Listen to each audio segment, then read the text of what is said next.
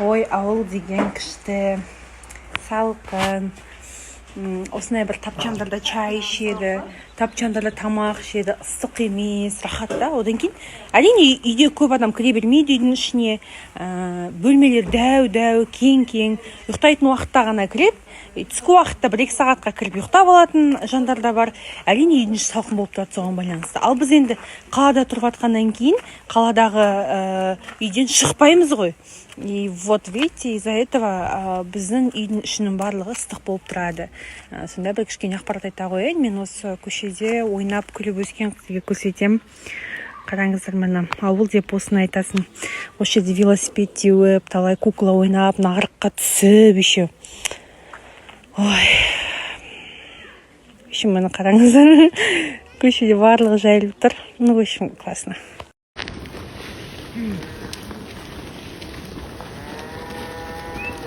Мен атам қалайсыз? Қалайсыңдар? Мен атам ойнау деп ғой алыптағылар. Ой! Қалай денсаулықтарың қалай? Жақсы. Не жақтан келе жатырсыз?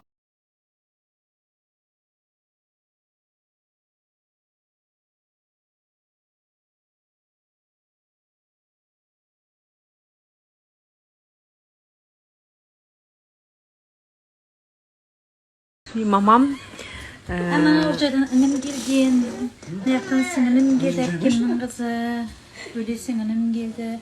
неғып нанды мама слишком ұрбейтіп елеп жүргенсіңдер? Ол ұрбейтіп, ол жұмса айнен кеткенен солай болады ол. Мама өйтіп сөйлемеш, мен камера қосқаннан кейін. Мама сөйтіп сөйлеп қалған, өтірік. Жабысып отыр ғой мама. Өйткені мады қатты болмау үшін жұмса елеу керек. Мамам приколды ұстап отыр, короче. Давай енді жанка болып сөйлеш, мама. Тегістеп, өстіп, бүйтіп батырмай. Артынан шынайы дауыс шығып кетсе. Почему? Мамаң бар ғой, шыдамсыз ғой.